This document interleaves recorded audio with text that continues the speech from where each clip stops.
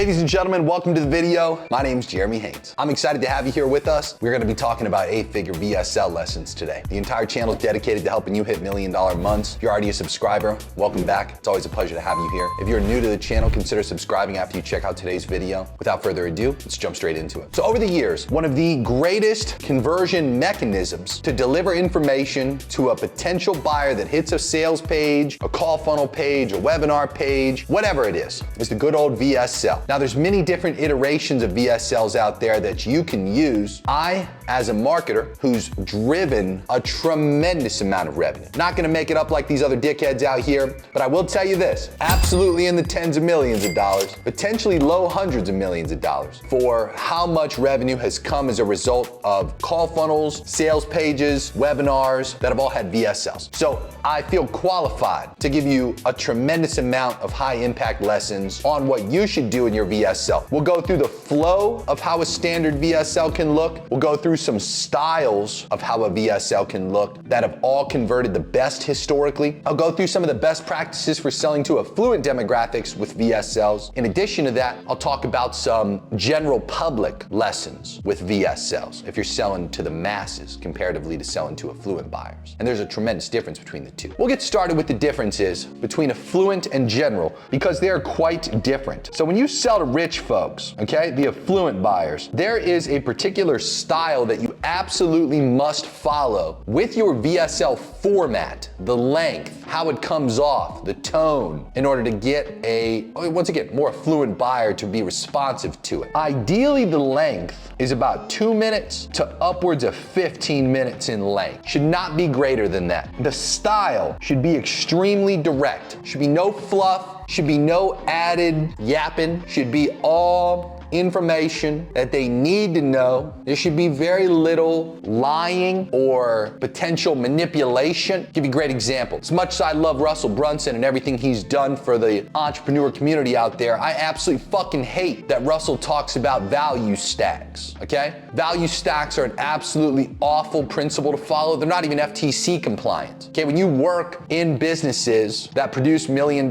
months, FTC is at the top of your concern list to ensure that you're following their compliance standards that they have. And value stacks do not meet those standards, all right? What is a value stack for those unaware? It's where you say you got a bunch of shit that comes with the offer, you inflate the prices dramatically saying like, oh, this is 10K, this is 3K, this is 12K, and then I'm gonna give you all of that, not for any of those prices, but I'm gonna give it all to you for $1,000 right now. It's like, don't ever do that, ever. You shouldn't even do that when you're selling to the general public, okay? Let alone do anything like that for selling to the affluent buyers out there. You don't need to do shit like that when you're selling to rich people. It's a very straightforward presentation, concise, direct, authoritative. You should have a lot of certainty and confidence in whatever it is that you're saying. You're talking and selling to rich folks, and it should be an authentic confidence. There's a big difference between somebody saying something in a confident way that still has like a somewhat shaky voice to the foundation. Comparatively, you can hear when somebody's talking about something. You could see it in their body language when they know the lessons, they know what they're talking about, they know what they're selling. And again, in a very like authentic, transparent way, the counterparty picks that up. So from that perspective comes our next point. It should be optimized around high trust. Let me get rid of this silly little value stack. Okay, so again, it should be direct, you should be certain, you should have a lot of authority, and it should be an authentic authority, just to be clear, okay? Now, again, from this next perspective, when it comes to selling to rich folks, is also very important. If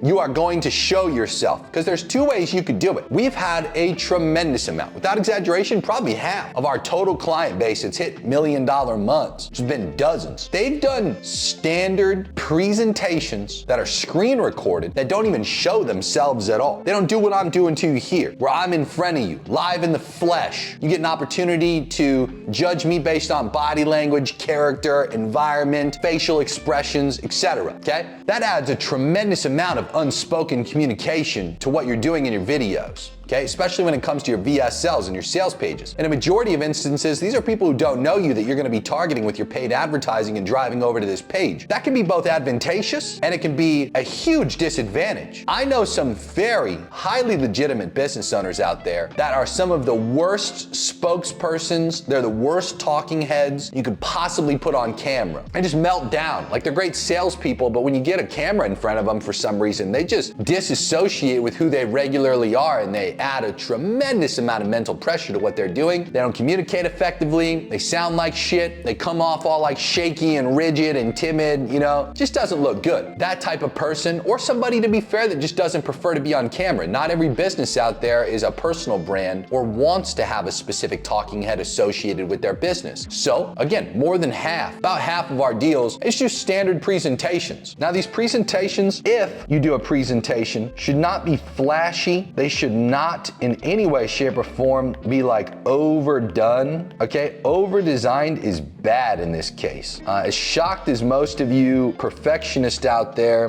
will be at this specific remark, it's true. We do a white background with black text, or vice versa, a black background with white text. We will pepper in some images throughout the presentation if we follow this particular format. However, it's barely done up at all. It's, in most instances, a mini webinar and or a mini webinar 2.0 template that we provide to these clients, where they'll input their information into that specific flow, and all they'll do is record their screen with a voiceover on top of it. They won't do anything else. And again, most of these slides, and I'm not exaggerating here, almost all of these decks that have been built don't even have like a company logo somewhere in the corner. It's just the white background and black text with the screen recording over it. Now, I don't want to make it sound like for some reason you can't design a proper looking deck, a proper looking presentation, and do that for your screen recording that you flow through. But for some reason, time and time again, every instance that we've tested overdoing the design and just taking it beyond the bare bone basic thing that I just mentioned just flops. It doesn't perform as well in comparison to the simple white background, black text, or black background, white text combination. Don't know why, but it's definitely a best practice when it comes to selling to affluent demographics through VSLs. Again, I feel like if I made some assumptions about it, comes off as more trustworthy. Like, take it as an example like this. You commonly hear that there's a difference between rich people and wealthy people and how they act and behave. It's like most people who want to look rich, they overdo it. You know, they'll wear like really flashy designer clothes that have the logos all over them. You know, they'll never wear a watch that's made of stainless steel. You know, they'd want everybody to know that it's like a solid gold piece with diamonds on it. You know, some of them buy bust downs as an example. They'll never buy any kind of regular car. They'll only buy the cars with the doors that go up, something flashy, something that lets you know, I got it, I got the money. Now, to be fair, there's classy ways of doing that still signal you've got money, but you don't come off like an overly flashy person. Typically, the more flashy you are, the less rich you are. Whereas the less showy you are, the more rich you are. That's the common perception out there in the general public, okay? And whether true or untrue, again, that's the general perception of the masses. So if your affluent demographic subscribes to that same logic, simply put, sometimes overdone presentations can come off like being the overly flashy rich person who's trying to look more rich than they are. I assume that's why these simpler presentations work as well as they do, but time and time again, they crush it, and they always outcompete those ones that are overly done up. And by the way, this isn't something that I don't test frequently. I don't want to be right. I want to make money for my clients and for myself. So from that perspective, I go back and I routinely attempt to prove myself wrong. I have not been wrong on this one in a while. Anyway, if you do a presentation, don't overdo it. Simplify it down, and there's specific flows that you can use. During the second half of this video, I'll talk more in detail on the flow of the VSLs and how that should look. For now, I want you to understand the style, the format, and these overarching perspectives and strategies you need to be implementing in the VSL to get the flow to work at all. Okay, 2 to 10 minutes, very direct, a lot of certainty in your tone, a lot of authority that you're communicating. Let's It's not overly done up. You're not using any bullshit like the fake value stacks, okay? You're not using any fluff. You're not using any overly done framing. You're not saying you're revealing 3 fucking secrets, okay? You're just literally saying, this is what I've got and how it can help you. And again, we'll talk about the flow here in a bit, but there's not a lot of done up bullshit in it. It's very, very direct and simple. That's why it can be 2 minutes in the first place and still be highly effective. Believe it or not, here's a great example. In the space that we operate in where we help people raise capital, funds, syndicates, RIAs that are managing other people's money, you name it, things like that. These people typically have a 2-minute VSL, if that. Their ad videos are usually 45 seconds to 60 seconds in length. It's not a lot that needs to be said beyond the very direct pitch that they have. And in the way that they present themselves, this is also the next lesson that carries over to when you actually film yourself in a VSL. You have to be and match the character that they'd expect you to be. In the raising capital, when these guys go out and film their videos, they're wearing button downs, they're wearing nice suit jackets, they don't look like they were bought at Walmart or Macy's, you know, like they look like good custom suits. Quality is what I'm trying to say. They also just look exactly like what you'd expect in your head right now. Somebody highly legitimate that manages millions to billions of dollars. We had a fund that manages $23 billion in AUM or an RIA. All these people, they're like spitting images of one another, just slightly different races and ages, where all of them wear the exact same button downs, suits, you know, but it's not overly done. It's not like they're wearing ties or bow ties or any weird shit. Again, just this is how you expect all these people to look. Their office, very neutral colors, very neutral art, you know, plants throughout the office, but not overly done. Their desks look like how you'd probably picture them to look if you had an idea in your head of what a fund that manages $23 billion would look like. It's probably what you think it is, okay? And when they film themselves, they capture that, and therefore they meet the expectations of the people that they're actively attempting to sell to. If you can meet the character expectations of what that counterparty is assuming you should look, behave, and sound like, you have a much higher probability of converting that person through your VSL. It's a natural subconscious trust that gets created. We had a client in 2021 and 2022 that had an offer that was upwards of $40,000. They were attracting investors in their own words, and this person would wear a Gucci jumpsuit. Yes, a Gucci jumpsuit, one of the ones with all of the crazy designs on it against my recommendation. And they were initially shocked when they ran their ads that they were attracting unserious people and they weren't getting the investors that they wanted to attract. Well, upon this person switching to a more neutral outfit, we didn't have to get the person to start wearing suits. This is only a $40,000 offer for an alternative investment class. Nothing that you'd expect, you know, a hedge fund should dress like or a person on Wall Street would dress like, etc. This is just an alternative investment that might be able to make you some cash flow. There's definitely risk associated with it. But the Gucci jumpsuit was a step too far. When we pulled it all the way back to just a black tee with some track pants and some somewhat neutral Nike shoes. This overnight, targeting the exact same demographic, just saying the exact same things in the ads, literally no difference in messaging, just a difference in how the character was presented, how that talking head looked. Overnight, there was a substantial difference in a far greater quantity of serious, qualified people coming through the funnel. A particular client did exceptionally well in terms of total dollars that they generated. But again, just because you are a particular way doesn't mean that you can't be smart enough to dress, look, and talk a specific way, like a chameleon would, or one of those fancy octopuses that you've probably seen that camouflages itself in particular ways to maximize them in that environment. When you place yourself, and here's the best part, to most of you sitting here watching this, you're already the authentic character that people would expect you to be. A lot of you guys, like I myself included, we don't have to pretend. We don't have to adapt. We don't have to be a chameleon, right? But there's a few of you watching this that do have great offers, that have a crazy personality type, or you're very flamboyant, or you're very flashy, but you want to attract a very serious person into what you do. Or maybe you're a very frugal person who doesn't like to spend a lot of money, but you have an offer where it would make a lot of sense to be able to demonstrate that you have a good lifestyle associated with whatever it is that your offer has. Because again, some offers imply that you should be living exceptionally well. So whether you like having nice cars or having a nice house or just presenting yourself in a particular way, again, if your demographic you're attempting to sell to actively assumes that that's what the character should look like, that is a very key lesson that you want to apply to your VSLs. Same thing with your direct response ad videos. You should look the part, okay? That's what I want to make clear here. And this specific lesson is very important for both the affluent demographics and the general public, okay? Now, I want to take a moment and just talk more on the general public lessons. This is just everybody besides rich people.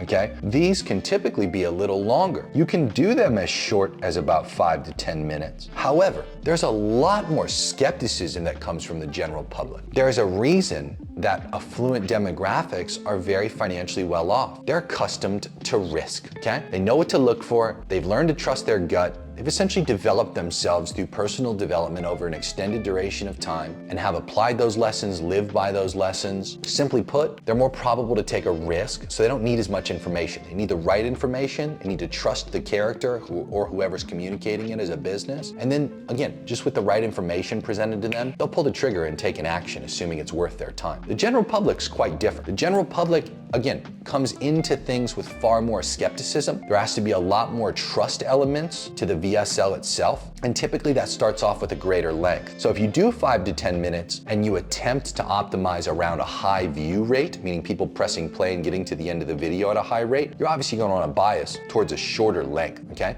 I encourage that you test a shorter video first. However, if you find that people come through like, not trusting of your business yet, and you're doing something like the hammer them strategy that we talk extensively about on this channel to help pre-frame and warm people up prior to a call occurring or prior to that key communication or event occurring, like as a webinar presentation as another example, then you need to look at the VSL and potentially lengthen it if you're selling more to the masses. Okay? The masses, simply put, they just require more information. I would like to put a max limit here of, believe it or not, 60 minutes. We have run a high quantity of mass market offers that have hit $1 million months. And surprisingly, you can run a VSL all the way up to 60 minutes. It's almost in some instances like an entire webinar that you're just placing into a VSL slot on a sales page, on a call funnel page, et cetera, wherever you're gonna place it. The max though should be about 60 minutes. We've seen a lot of diminishing view rates and retention statistics for anything longer than 60 minutes. Generally, and as again, surprising as it sounds, when you look at the play rate and retention metrics, if there is a particular video,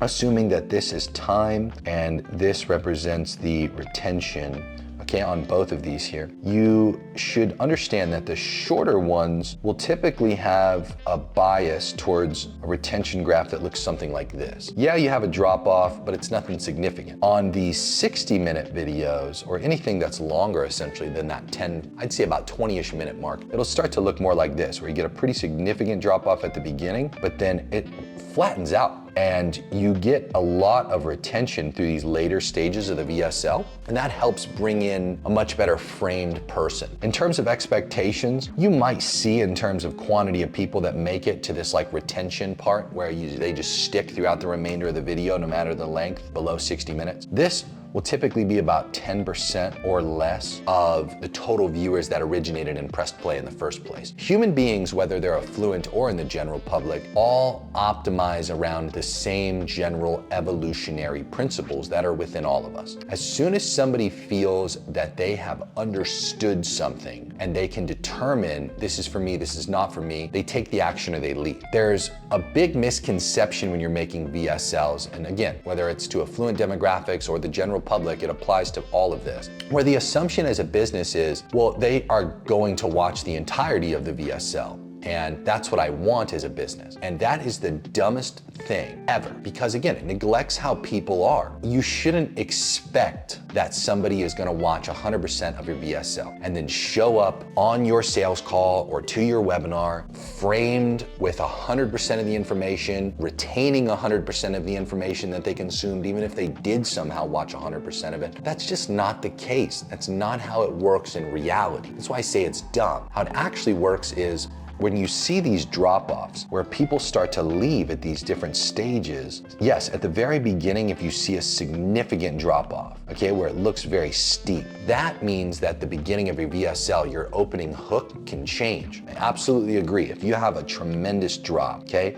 same graph, retention and time, where it looks more like this needs fixed. That opening area has to be redone. I don't disagree with that at all. But what I want to be clear of is that if it looks more like this, whether it's short or long, and you get that nice descending gradual decline, that's the natural order of how humans behave. People are learning about what your offer can do for them, and as soon as they get that conclusion point where it's like, yep, this is for me, they're gonna go apply. They're gonna continue the process from there, or they're gonna opt in, whatever it is you're optimizing for. Versus the opposite is also true. If they watch to a certain point and they just say, I don't think this is for me, they just leave. They're not gonna stick around for the whole thing where you might have something else towards the end that could have flipped them and got them to convert. They just fucking leave. Again, they're optimizing with speed and urgency around trying to conclude if it's for them or not. In almost all instances, when you drive somebody from any source of traffic, whether it's organic or paid, sure, with organic, there might be a slight bias and skew to that person caring more and maybe doing a little more research, spending a little more time with consuming these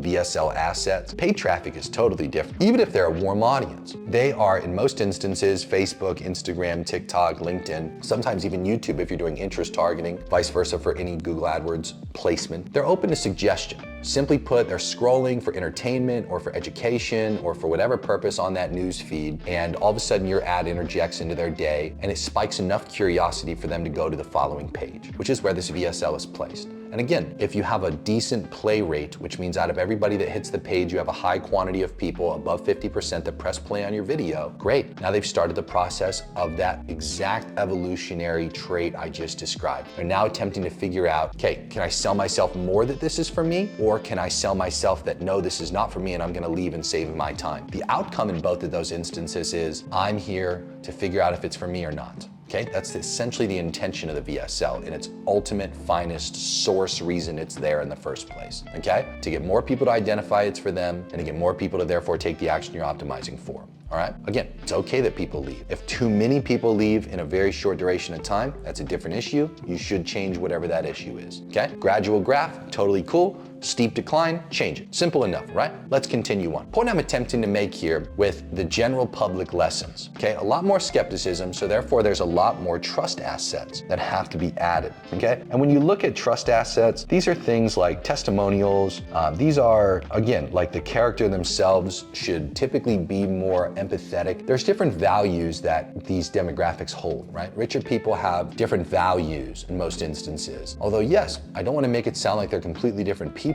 I do want to make clear that there's a difference in values, simply put, in a majority of cases between affluent people and the general public. The values of the general public, when you really look at how that should apply into a VSL, and I use this trust assets example, these should be highly believable testimonials. These should not be like, as an example, one of the most believable places you can capture a testimonial from is where you got the testimonial. If that was in the form of a video, great. If that was in the form of like a screenshot from a social platform where your community and clients hang out, great. If that was in the form of an email that they sent you, great. If they unfortunately told it to you over the phone and you didn't record that phone call and then you retyped that testimonial with a fancy little photo of them and like their first name and their last name initial, that's not gonna be believable, okay? You have to have trust assets that are highly believable. You also in most instances have to communicate in a more empathetical way, whereas you can be a lot more direct to affluent people. If you were as direct to the general public, you're gonna be perceived as an asshole in almost all instances. If the regular people out there got a hold of all of my videos as an example, I'm at a very high probability gonna be perceived as a dick, as an asshole, okay? And that's not intentional on my part. I typically just communicate in a very direct fashion, which again, offends the general public comparatively. So I say this under this trust assets umbrella because that same character lesson I was talking about prior with the affluent demographic applies here, but in slightly different ways. The communication style changes. How you are as a character changes. The environment can change. There's still a lot of important lessons to consider with what makes the general public consider something like highly trustworthy. So let's talk about the presentations and just the character sitting there talking and doing like a talking head style VSL like this here as a good use case, okay? It has to be overly designed for the general public. If you did the simpler thing with the general public where you did white background, black text, black background, white text combinations, no company logos, basic photos with like no borders, again, like very minimal design like you would do to affluent demographics, that is gonna cause insane levels of skepticism and distrust amongst the general public. They are going to look at what you're doing as a scam almost immediately. okay? Treat it like when you're talking to the general public, by default, they're looking at what you're saying with skepticism. They're looking at what you're saying as, this is a scam, and there's a very low probability that they're open to being sold on it. They're essentially coming in like not sold, like, no, this isn't for me. But for some reason, they still consume the information to flip, okay? They still want the potential result you're gonna sell, but they approach it from a perspective of, this is probably a scam, I probably shouldn't trust this company. There's just a lot of beliefs that are shared amongst the general public that they haven't deconditioned yet. Again, rich people are all evil, companies are all evil. Some of them don't even think capitalism is good, as an example. You see what I'm saying? So anyway, my point is, these trust assets, the communication styles, the way you present things, actually designing things extremely well and trying to be like over the top with your presentations that you stylize. And again, like design elements being cared for. Trust assets like testimonials being used that are highly believable, but again, not turned into testimonials that don't look believable. It's totally cool to screenshot or share a video from where it was actually captured instead of redoing it. Because again, we're trying to optimize around believability when we talk and sell to the general public, which is all the presentation needs to be focused on as its foundation. There cannot be any overzealous claims that are made with affluent demographics. They should be very reasonable claims, because again, these people, like in no way, shape, or form should be attempting to fool affluent people. With the general public though, like, I know this kind of sounds a little ridiculous, but believe it or not, the more like overzealous the claim is, typically the better it performs. And I know that might sound a little backwards considering, well, okay, you just said the general public needs a lot of trust assets, and you'd likely think, therefore, you should be extremely conservative about any claims that you make towards your product or your service that you offer. That's not really the case with the general public, believe it or not. Any kind of claim should actually be done to the greatest compliant extent that you can take it, okay? Whereas again, with affluent demographics, just to reiterate, you should be extremely conservative with any claims that you make. They should be undershot rather than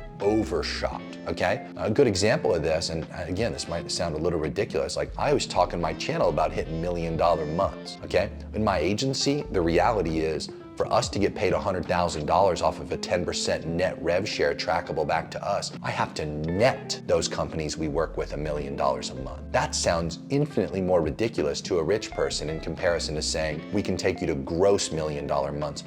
All the people out there doing a good couple hundred grand a month, they know within them it's possible to hit a gross $1 million month. But if you tell them the game I really play is taking businesses to $1 million a month net that we work with as an agency, and that's our goal, that's our purpose, that's our intention of what we try to set out and do when we work as an agency, that is an overzealous promise. Affluent demographics, you would tune right out. But again, it's very believable to an affluent demographic. Okay, I can hit $1 million months gross for sure. I can optimize around profit and probably net out a good couple hundred grand. Again, the more conservative I can be with affluent demographics, the better. The more overzealous I can be, but it still's got to be believable, okay? Like my claim, obviously, in my whole channel is not dedicated to the general public. Quite the opposite. I actively attempt to deter the general public from my videos, okay? I do not want them watching my videos because again, it's not built for them. I want to be very clear when I say this. It has to be believable for whatever your overzealous claim is, okay? You have to optimize around something that is like the biggest and most compliant within reach outcome that your product or service can help achieve, okay? Anyway, I digress. Trust, believability, handling the skepticism, communicating in very like empathetical ways, not coming off too direct, not being too assertive, not speaking with too much authentic authority. Because again, somebody who's coming off as like highly authoritative, highly certain, highly believable for what they do and what they sell might, believe it or not, as crazy as it sounds, create more skepticism in the general public. If you do a presentation, it should be designed well. And just to be clear on this is very important to note, with the affluent demographics, it should not be overly designed, okay? That value stack point that I made with affluent demographics, and absolutely under no circumstances do it, that still applies for the general public as well. You should not be doing those stupid value stacks that are non-compliant and that just, again, make people think you're full of shit, okay? However, a nice believable discount, like maybe you offer it normally at $5,000 and you're gonna sell it for $3,500. That's a good believable discount, okay? Some real scarcity. General public does extremely well with real scarcity, okay? Affluent people do too, to be fair, but you generally don't need to leverage any kind of real scarcity with the affluent demographic Because if they care about doing whatever it is that you're selling, they'll take the action. They're much more biased towards action and taking risk. General public, they need a reason to move, okay? So over, if I'm not mistaken here, I think it's like 73% of the United States working class is paycheck to paycheck. It's a lot of people that are, again, just moving from one check to the next and just surviving. There's not a lot of people. The top 5% of income earners in the United States is 80,000. So you want to be in the top 5% of the United States, about 80-something thousand dollars you need to make a year to be in the top 5%, okay? Give or take where you live, that can be great money, but as we all know in major cities, that's awful money. And I'm sure as well as you would cry if we only made $80,000 a year. Anyway, not the point of what I'm trying to say. The point of what I'm trying to say is that they have other things that they typically need to spend money on, and a lot of the working class, like a lot of the general public, they like to save rather than earn. So when they have something that they want to spend money on, there's usually something that they've been actively saving for a long duration of time. I'll give you a great example. I at one point had a golden retriever for about 48 hours. And I'm just apparently not a golden retriever guy because I have wiener dogs, and my poor little wiener dogs were absolutely petrified by this golden retriever puppy that we bought when it was just trying to do basic things like play with them. My little dogs were petrified. So I ended up, after I bought this golden retriever, about a literal day after I had ownership of it, called the pet place that I had bought it from, and I said, hey, look, I'm so sorry. I'm not trying to return the dog and get my money back. That's not what this is about. My poor little dogs I already have are just over the top about this golden retriever being around them. I've unfortunately got to give this thing back. Is there anything that you could do to be able to take this dog back? Again, I'm not looking for the money. And they had said, well, no, I mean, we won't be able to accept the dog back. However, there was a couple that was saving for this dog for several months. Let me call them and see if they're open to coming and picking it up. And I was like, oh, that would be tremendous. Thank you so much. So at the time, I'm living in this 12,000 square foot house, if you want to call it that, on 5 acres. It's like double gated to get into it. I have who knows how many cars parked out front that are a couple $100,000 each, And this couple pulls up to the house to get this golden retriever. Come to find out, they're like a waiter and waitress couple, and they had saved up, in their own words, for like 7 months to buy this $3,000 golden retriever. And I just, at this point, literally gave it to them. I didn't want any cash. I didn't want any money. I just wanted my poor little wiener dogs to feel safe again, not feel attacked and on edge, the poor little guys. So anyway, I give him the dog, we're kind of going back and forth. And to me, as an affluent person, I was shocked. I was like, you guys saved for fucking that many months to buy this dog? I can't even imagine all the other things they probably put off. That's more than half a year to save for a singular $3,000 purchase. So anyway, the perspective I'm trying to provide you here with this specific example is, this is how most of the general public is they're savers, not earners, and there's generally something that they're already actively saving for that they have the money set aside, again, for a very specific use case. And if whatever it is that you're selling comes up and can somehow take more priority over what they've been saving for, that's usually where the money's gonna come from, and or credit, okay? Most affluent demographics, when leveraging credit, are going to purchase that item, that product, that service, and then obviously pay off the balance in full, sometimes literally later that day, or within a week, or obviously by the end of the credit card billing cycle.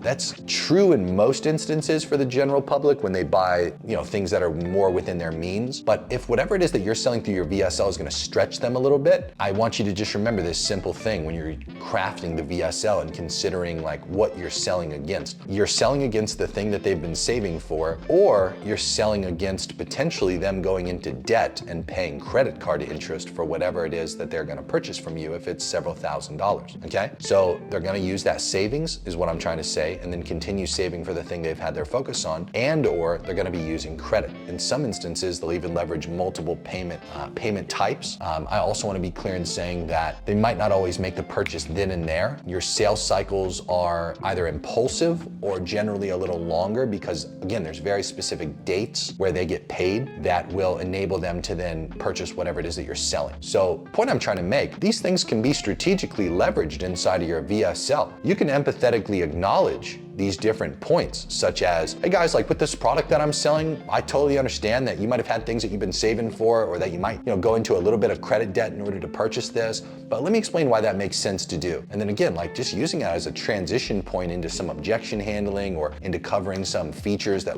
really make whatever it is that you're selling as a product or service a critical purchase for that individual. These can be tremendous leverage points in order to convert that individual. Okay, Now, I want to go through the flow here of what a VSL should look like. And I have an entire VSL SOP crafted that I'm actually going to go through with you right here on this presentation. The one thing I want to point out about this SOP is that it has a few different links that you are not going to be able to go through here within this video, that you need to be a student of mine to have access to. Those links include up to a dozen different VSL examples that are for affluent and for the general public, that are both short and long, that you could watch in its entirety. So if you're one of my Inner Circle members, if you're one of my Master Internet Marketing students, if you're one of my clients, if you don't already have this SOP, just shoot me a DM on whatever platform we communicate and I'll make sure you get access to it. Go into the group chat of your respective course or community that you have access to through me and you'll also find it there. You can just type in Mastering VSLs and you'll see it in the search history. If you are just somebody sitting here watching this on YouTube, I want to be very clear. I'm going to go through this SOP in its entirety besides those examples. And in addition to that, I also have the templated versions of the mini webinar and the mini webinar 2.0 that are also only for the people who pay me money. I'm not going to be going through those here either. I would consider, if you're rich, trying to get a hell of a lot richer, to join into my Inner Circle offer. Twice a month one-on-one calls. We can create and craft and review VSLs, all my ad strategies, continuously optimize you making more money on those one-on-one calls. We have weekly group calls on Saturdays at 11 a.m. Eastern Standard Time, all recorded. You immediately get access to the history of those as soon as you join in as well. Quarterly masterminds in person here in Miami, Florida. We do them at the top of every quarter, January, April, July, and October. They're also all recorded. You get access to the history of those as well as soon as you join in. And of course, you get access to the community. The community's full of a little over 100 other people currently that are ranging anywhere from as low as the minimum qualifier to be a part of the group, about 40 to 50K a month, maybe 10 to 15% of the group that's in such a small range. A majority of the people that are in the group are at the low end of 100 to 500K a month for the average. Some biasing as much as 500K to millions of dollars a month. There's a majority of that demographic in terms of income, somewhere in the couple $100,000 a month range. Typically, people that are joining in are trying to hit their $1 million months. We also have my Master Internet Marketing program, which goes through 7 weeks of about 3 to 5 hour classes in terms of the length per class. 1 week, one topic. It's Master Internet Marketing for a reason. You walk out at the end of the 7 weeks of classes, homework libraries, worksheets, and final certification test, a true master of internet marketing. Most of the people nowadays that are joining into that are individuals that are trying to get a lot more certain and skilled as a digital marketer. And we have a lot of people nowadays as well that are business owners training their digital marketers, their staff through that program. I'd encourage that you check out those links in the description if you haven't done so already. Either way, let's jump into what the flow of a VSL should look like. All right, so the flow of a VSL. First of all, again, SOP here, and we're gonna go through it in detail. Let's get started with how a VSL should open up. The VSL opener is the hook, okay? The hook should be articulated in a way where it's what you can specifically help them with. So as an example, let's say I use my Master Internet Marketing program. It'd start off with, hey guys, my name's Jeremy Haynes. I'm gonna help you master internet marketing. If you're looking to become more certain as a digital marketer, I'm your guy. Pay attention to this VSL, I'll cover all the details of the program. It's like it starts off with what the intention of watching the video is. It starts off with what you're gonna do for the counterparty that's gonna spend time with you there. A lot of the times when you see like a significant drop at the beginning of a VSL and people press play and just immediately leave, it's because your opener sucks and you're not immediately telling people why they should stick around. It's usually as simple as it needs to be. If you do it any differently, which we've done many times over in different ways, we typically always find ourselves reverting back to these openers, whether it's the mini webinar 2.0, or just a standard VSL presentation like we're covering here today. It needs to be optimized towards this outcome. Here's what I can do for you, okay? In a very direct and concise way. Keep in mind, again, if you're selling to the general public, it should not be as direct. You can be a little more lengthy with your explanation of what you're there to do for individuals. With the affluent demographic, short, direct, punctual, authoritative, certain, to the point, okay? Now, you then roll right away into here's why I can help you with that. So when you build a VSL, okay, and you're structuring the flow, it's pretty simple how it works. You just want to think of like a normal sales conversation, how a conversation would work. So if I say, hey, here's what I can do for you, and I don't immediately follow it up with, Here's why I can be the person that does that for you. There's this big gap that happens mentally where you just skipped right over what the person actually wants to know next. The perfect VSL ideally is just a flow, like a normal sales conversation, but done without the counterparty communicating with you. That's all it really is. So if I start off with, here's what I can do to help you out, and I don't follow it up with, and here's why I can be the person to help you with that, or here's why my company can help you do that, you will have a tremendous gap. And here's how this works. If you have a question that's left unanswered, okay? When you're in a conversation, try to talk to somebody about something, and when you can tell they have a question, just keep talking and don't let them ask the question. When you finally get done talking, what will happen will be like magic to prove the point I'm trying to make. It'll be as if they didn't hear a single word you said past the point when their question came up that was left unanswered. As soon as you get done talking, they'll bring up the question and you'll be like, dude, that was like 10% through what I was explaining. So you didn't even hear the other 90% of what I said? That happens all the time when people make VSLs. That's a big reason that people drop off. They had something that was left unanswered, so they leave because you didn't answer it. So you have to be really good at guessing here. Again, just like a normal conversation. I'm gonna give you some information. Here's most probable to be what I think you need to know next if I had a real conversation with you in real life about this same thing, okay? So again, just to reiterate, hey, here's what I can do for you. My name's Jeremy Haynes. I can help you master internet marketing. I'm gonna put you into a 7-week live class that'll get you all the certainty you need, all the strategies you need, all the tactics you need, all the latest softwares, all the best practices to help you become a confident digital marketer. Here's why I can help you do that. And then I'm gonna start going through my decade of expertise, my decade of spending we spend a couple $1 million a month in ad spend nowadays. You know, I don't even know how much money I've spent over 10 full years on ad spend. I don't even know the quantity of people that we've driven to landing pages. I don't know my overall conversion metrics across every fucking funnel I've ever ran. I don't know the amount of total revenue we've generated, nor will I make any of that up. But what I do know is a lot of assumptive numbers for those things based on the general amount of money we've spent, the general amount of money we've made, and we have a fuckload of proof to back it all up. I can show you a tremendous amount of examples. So my point being, at that step in particular, for step 2 of why I can be the person to help them, I'm gonna be going through that kind of information, okay? Product company, service company, doesn't matter. You follow the flow, works every time. Okay, so under this particular step, when you're talking about why you can help somebody, now that you understand why this has to be the follow-up to the first step, we're gonna share any kind of like background information on ourselves and our company that gives us that expertise to solve that problem or get that outcome that we're helping the person with. This is also an opportunity to kind of strategically plant, objection handlers. You know, where if there's something that comes up, such as like a trust issue or something that comes up with like a money issue and why somebody would justify spending whatever they're gonna spend on your stuff, this is where you can say like, you know, over the last 10 years, we've had 2,117 high ticket clients that have converted with us that have spent at least $5,000. Now, over that entire period of time, we've had a 0.57% dispute and refund rate, which means that 99.4 something percent of all customers that have ever transacted with us and spent $5,000 at the minimum have been extremely happy as a result of working with us and giving us that money on the other side of whatever result or service we are helping that person with.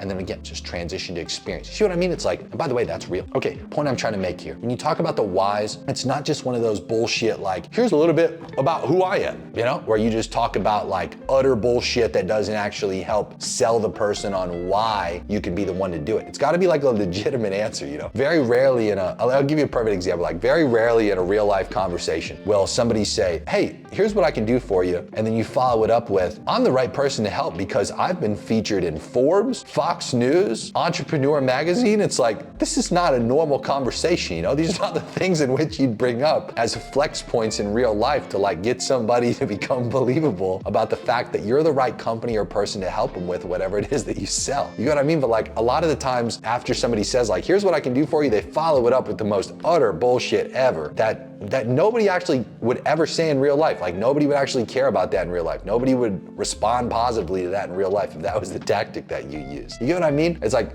the why part should be a genuine reason for why you are legitimate or a set of genuine reasons that are real. You know what I mean? Okay, anyway, after you get through the first two, the what and the why, then you move into selling them on more of like the bigger picture about whatever it is, more of like the industry or the main like market drivers for buying buying motives. This is essentially an opportunity in its finest form just to talk about buying motives across the board. Okay, so as most of you know who have watched my channel, we've talked about this concept called the majority hook. Okay, so when you go out there and you look at the reasons that people buy more commonly than any other reason, there's typically like one bulk driver for like why somebody purchases something from your business. And then from there, it like transcends down to these smaller and smaller reasons for why people are going to do business with you and like what their specific purchasing motives are. Okay, and these reasons diminish in quantity of people that identify with them, as you get like smaller and smaller into minority hooks.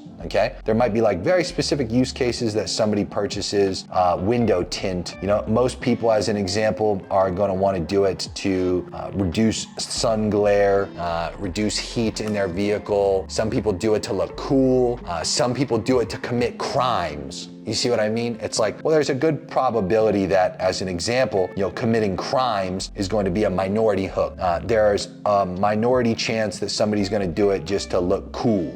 There's probably a good majority of people that are going to do it for the two main drivers, okay? Which again are probably to reduce heat and overall reduce glare. Okay? Different motives, but collectively they make up the market of motives. So when you get to this point in the presentation where you're selling the bigger picture, what you're really doing here is you're just peppering on all the reasons that people are actually going to purchase from your business. Why does somebody regularly do business with you? And ideally, you cascade down the list from majority reason to second majority reason to minority, until you get into these like little small kind of chip away interests, buying motives that you might not even need to talk about, to be fair. Like if I'm selling window tint, I'm not going to openly market the fact that it's easier to go and commit crime in a car that's heavily tinted. You get what I mean? It's like, I'm not gonna market that. It doesn't make sense to market. There's certain hooks that just honestly make no sense at all for you to put into your ad creatives, to your VSLs, etc. But there are a majority of the hooks that are the dominating buying motives that you should be talking about right here, okay? Now this gives you an opportunity to do several things when you're talking about these different buying motives. It gives you an opportunity to be rather elaborate in your explanations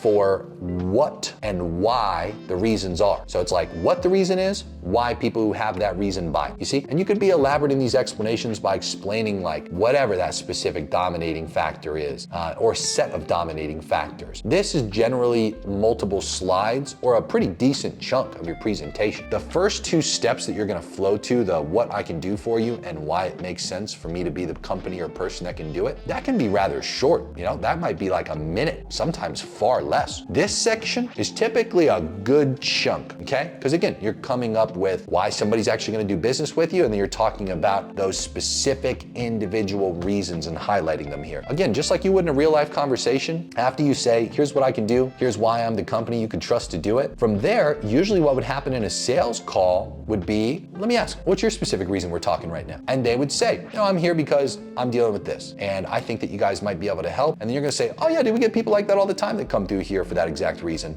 Here's how we help that specific type of person. That's what you're doing here on step 3, okay? Then we move on to step 4. Step 4 is where you present your actual offer. This is where you are going to talk about whatever it is that you want to sell to that individual. I get questions on this step all the time, like, oh, Jeremy, I got multiple offers. I got plenty of different shit I could sell them. Sell whatever's gonna make you the most money that the most people that you targeted to watch this video are gonna buy, okay? You can pepper in here if you want. Yeah, we got other things, by the way, for some kind of fringe situations that might occur where we've got things for a little less money and things for a lot more money too that we can do for people. But the main thing I'm talking to you about here today is X, okay? And you plug the main offer that you wanna be selling to people through this VSL. To those of you that have single offers, you don't subscribe to that specific advice of needing to pepper in multiple offers, great, that's a majority of you, by the way. Just make sure for the minority of you that have multiple things that you do routinely sell. Talk about the main thing that you actually wanna sell the most. That's the most important thing to pepper in here, okay?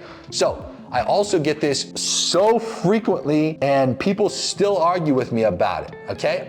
I personally believe it's inarguable, and you might have a different belief, but again, let's talk about it in the comments, okay? I think you should always say the price, okay? The counter argument to that is usually, well, if I say the price, I'm not gonna get as many calls, or I'm not gonna get as many registrants, or people are gonna leave. Well, that's the point of saying the price, okay? I want people to know what it costs because I want more sales calls to come through that are qualified, okay? A lot of the people on the counter argument side, they say Well, Jeremy, I've got people that come through my application who didn't know the price, that when I say the price on the call, yeah, they're shocked by it. That person would have otherwise left, and I would have never had that sales call, but I still sold him anyway. Hey, that's great. And that might be true, okay? But in my world, here's what I do. When I say the price in my VSLs, I am getting a more qualified person through my application onto that scheduler that are gonna be talking to the sales team. I am getting more qualified people who know the price to hit my pixel, send that data back to the ad channel, and the ad channel AI optimizes around finding more of that person. The more highly qualified people I get, the easier it is for my advertising algorithm AI to go find more people just like that person who's highly qualified. I, through time, outcompete you every time in getting highly qualified people through my funnel because I went through that very short-term window of spending to condition my pixel. You never make it through that conditioning window. You always defer to little short-term tactics like that one as an example, where you don't say the price, so you get more calls. Those calls don't end up being qualified calls. You sit there and then bitch that you don't get only qualified calls and you waste your closer's time and you don't make as much money as my clients will. And again, you know what you need to do, but you never fucking do it because you always convince yourself of your counter argument that you should be allowing more sales calls through that are technically unqualified or unaware of the price. They show up and they're like, dude, I wish you would have told me that up front. I never would have even fucking shown up for this call because I can't afford that. I won't go into debt over that, etc. Versus the people I send through to the closing teams or that I send to a webinar, dude, they're fully aware of the price. And all the value that follows me saying the price justifies why it costs that much. Just like what would happen in a sales conversation. You don't have a sales conversation and don't talk about price. That's not how sales works, okay? So again, I'm just following what would happen in real life and doing it and capturing it in the form of a VSL, just without the counterparty's communication. You consistently try to, I need more sales calls, you know? I don't care if they know the price, I want more calls. You never make it through the conditioning window as a result, so you never get to heaven. You never get to the glory land where only qualified, highly qualified people come through that funnel that are aware of the price, get framed like crazy going through my hammer them ad strategy, and then show up to the sales calls ready to buy, layup deals. I turn salespeople into cashiers, okay? I digress. Point I'm trying to make, I always state the price up front. Always, I always will. I'm gonna explain what's included. I'm going to, just to reiterate, under no circumstances do that stupid value stack that's non-compliant. You'll never find me doing that. That is silly. It should never be done. It's not FTC compliant and it makes you look silly, okay? Because again, nobody believes it. Nobody's sitting there like, oh, that's $10,000. Oh, that one's $5,000? That one's $20,000? Oh my God, and you're gonna give it to me all for $1,000? Oh my God, there's not a fucking person on earth who sits there and watches a video and does that. Nobody does that. You know what they do instead? They sit there and they're like, why is he saying that's $10,000? So he's valuing this offer he's trying to say this is $50,000 and he's gonna sell it to me for $5? The fuck? You know, that's their real reaction. They're super confused. They're turned off by it and they're like, what the fuck is this? Why is this guy lying like this? That's what they actually say, just so you understand. Non-exaggerated characterizations, by the way. Okay, anyway, after we make our offer, after we state the price, okay, after we explain what comes with it, we're then gonna do some objection handling. Again, replicating a real life sales process. So when we go through handling objections, we're gonna make sure that we pepper it in with a nice transition slide. So right when we say our offer, we're gonna have a little transitional moment where we say, and by the way, I think this is a perfect offer. Let me go through why. Boom. And then I transition to my objections. Whatever my most common objections are, and by the way, this could also be another bulk of the presentation where it's like technically step 3 where I'm explaining the buying motives and the reasons of purchase. Then I make my offer. That can typically be a little short. And then again, this 5th step here where I go through objections, depending on how many objections I wanna sit there and handle, this could be another good bulk of your presentation. And the objections should be longer. There should be more objections handled when selling to the general public. The objections that you handle for the affluent should be their real objections. The hard-hitting ones that they're actually gonna wanna know, not some frivolous bullshit that you make up that you think people wanna know. These should be the real reasons that somebody's going to say, I want to do business with you, I don't want to do business with you because of this question being answered a particular way. The real reasons. When you're selling to the affluent, keep in mind what I said with that evolutionary characteristic. They're trying to find out if it's worth their time, okay? So if you handle an objection that they actually have, they have a much higher probability to prioritize showing up and buying because you already handled it on the VSL. If you don't handle it on the VSL, you have a higher probability to have a shit show rate. You have a higher probability to get more people to leave or not book at all because they don't think it's for them because you didn't answer the key question they had that was holding them back from doing business with you. This is the place to have the sales conversation, okay?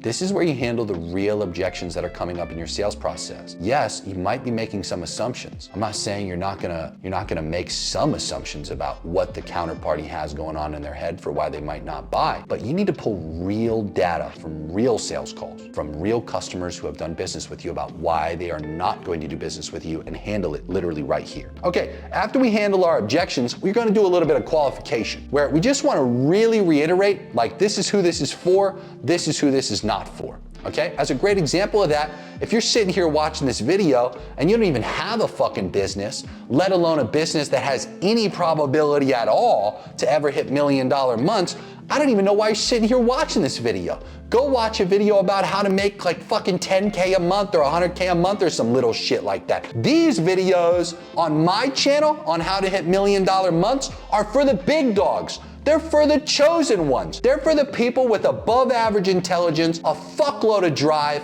a hubris of I deserve $1 million months. These are for the people who watch shit like this, take action on it, have a high probability to go through my inner circle offers, master internet marketing offers, make a purchase with us because they see these videos, they go out of their way and take action on these videos, they get results with the videos and then come back, they spend money with me, okay? This is for the big dogs. These videos aren't for the fucking small fries. There's plenty of small fry content on YouTube. Go watch that shit. You see, that's a great example, okay, of qualifying. In a VSL, you want to do a very similar process where you say, this is who it's for, this is who it's not for. That way the person who it's for can further identify that you're clearly talking to them. Versus, again, when you're talking to somebody who it's not for, but at this point, they still haven't disqualified themselves, you want to let them know, hey, this isn't for you, this isn't for you. Don't apply, don't waste our time, don't take the action, this is not for you, okay? You shouldn't even be here right now. Leave. This, if you're like this, if this is how you are, if this is your set of circumstances,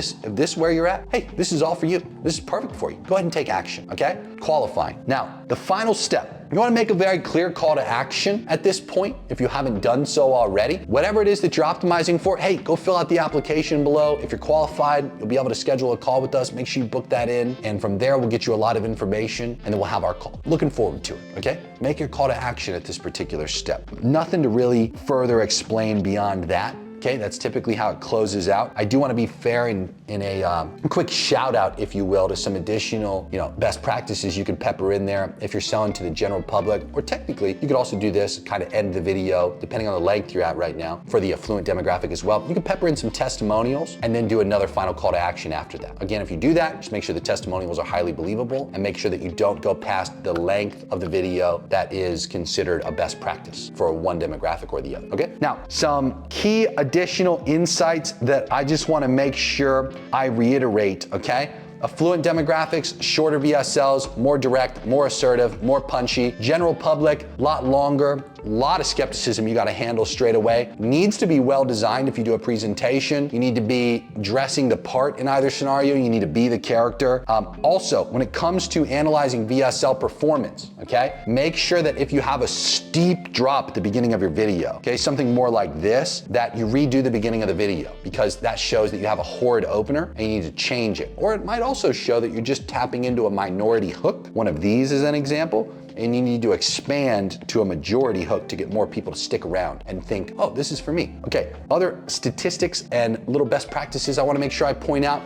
The engagement rate is a very key statistic, but the play rate, okay? The play rate. How many people hit your page and actually press play on the video, okay? That is a very key metric. I have had $1 million months with clients that have a 9% play rate, meaning you heard that right. 91% of the people hit the page and just leave, okay? There's a lot of friction generally in those scenarios where there's some kind of like really strong qualifier headline used for who it's not for and who it's for. That way the wrong people just leave straight away, okay? For A higher play rate video, meaning again, quantity of people that hit the page versus quantity of people that press play. A good play rate can be anywhere in the 30%, obviously all the way up above that. Usually the lower the play rate is, there's usually some kind of discrepancy, some kind of disconnect between what got the person to the page and what they found on the page when they got there. That can also sometimes be really low depending on the demographic. So let's use the example that you sell to the blue collar niche. I am not sure why this is the case for these specific folks, but anytime I run an offer to like roofers, asphalt contractors, even some of the solar guys that I imagine are new to the industry or transitioned from roofing,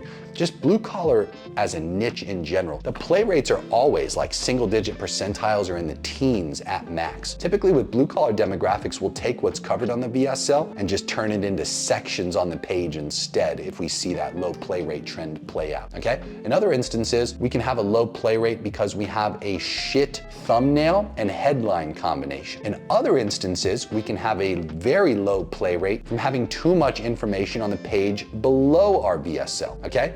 In almost all instances, when we run any kind of VSL funnel, we want the attention to be on the VSL itself. If you've watched any of my videos, or one of my most recent ones is an example on how to generate 40 to 50 qualified calls per day, you'll know that one of the best practices that I list is having a very simplified page like this, where you have a headline, the VSL, and the application, if you're doing a call funnel as an example. This gets you a higher play rate because the only thing on the page to consume the information is the video. When you give people, remember this lesson I talked about throughout this video, okay? I've talked again and again about this idea that human beings are trying to qualify whether something's for them or not. They're trying to bias towards fast action because they don't want to be there longer than they need to. If I have all these additional sections on the page that explain additional information about what it is that I do, I have a higher probability that the person hits the page and then scrolls and then makes that determination of this is for me or not, okay? If I do not have any of that down there and I solely have my headline, VSL, and application, although inefficient in the mind of the person who just hit the page, the only way for them to get the information that they want is in the video. So therefore, I have a higher play rate, you see? So again, these different variables can dictate whether you get a high play rate, a low play rate. Sometimes it could be demographic, the thumbnail used, whether you have additional sections on the page for the person to make that conclusive decision on their own faster or not. All these things start to become, variables that you've got to consider for why you might have a low play rate. The higher the play rate, the better. In terms of platform usage, okay, I always use Wistia. I have no affiliate relationship with Wistia, to be clear. I just love Wistia's video analytics. I love their customization options. I want to be really clear. I love the analytics section in Wistia more than anything else. The way they visualize the analytics is of the utmost value to my organization as an agency when we're considering marketing decisions on behalf of clients and businesses and our own business. I just want to be very clear in saying Wistia just triumphs all of the other platforms when it comes to the analytics and just the hosting. In addition to that, they do a video thumbnail, which I really love. We find tremendously higher play rates when we have a video thumbnail rather than just a static image thumbnail, okay? There's a few things I want to note that if you for some reason don't follow my advice and use some other version of a VSL hosting platform like Vimeo or fucking YouTube or whatever else the fuck's out there nowadays, I want to be fair in saying that you might think, okay, I only have the ability to use an image thumbnail. Let me make one of those image thumbnails that like encourages pressing the play button. Those always perform like shit. Not sure why, they always perform like shit. If you are going to use an image or a video thumbnail for that matter, it should be something that people see that gives them kind of like a glimpse into what the video is going to cover. It should be like a very key moment in the video that says, yeah, I would like to watch this. This makes sense. This looks like it's for me, versus if you just do one of those, it's like a YouTube ad starting off with, stop, don't press skip. It's like, that never fucking works. Never. It always performs like shit. People don't scroll through their news feed and actually say, oh, this guy told me to stop, let me stop. You think people are an idiot? Like, come on. Same thing with these image thumbnails, okay? They should not, for any reason, be the, oh, press play, stupid. Okay, anyway, Wistia is my preferred platform. After I look at the play rate, and after I'm using Wistia, Wistia gives me an analytic called engagement, okay? The engagement metric is critical. It also visualizes on the VSL itself this graph that represents where people are dropping off in the video and how well I am retaining them. Just to put it in perspective, one of the best engagement retention charts I've ever seen looked like this, where it had a very steady decline. Almost every VSL typically looks more like this, where there's a pretty significant drop at the beginning, and then usually after that point, you retain people pretty well with a much lower drop-off rate. Keep in mind, that's totally normal. As people have that perspective of, oh, this is for me, this is not for me, they drop off and they go take the action or they leave, and that's okay. This being the best, there's a few key lessons here that I learned that I'd like to point out for you. Now, this was 2 minutes. It was for an affluent demographic. It was the most direct, non-fluff VSL that I've ever seen in my life, and I put it inside of this VSL SOP, but again, you're paying me money if you want to watch that VSL. You're joining into the inner circle, twice a month one-on-one calls, weekly group calls, group chat full of rich people trying to get richer, and our quarterly masterminds, or you're joining into my Master Internet Marketing program. 7 weeks of live classes, very in-depth information, 3 to 5 hours of class, homework libraries with a ton of videos to consume, worksheets throughout the homework and the live classes to help you retain the information, and a certification at the end of the class, 88 questions that you are graded on that certify you officially that you're a master of internet marketing. To be clear, you also get access to the mini webinar 1.0 and the mini webinar 2.0 templates, so you have those as presentations, and you get a little over a dozen different VSLs that are both short, long, for affluent, for the general public, and all that other fun stuff. Okay. Hope you enjoyed the video. Do me a favor, subscribe to the channel if you're not already. Like the video, comment one of your favorite VSLs. I'd love to check them out. Maybe I'll even respond with one of my favorites if you drop a good one. Okay, go out there and get richer. Hope you liked the video. Talk soon.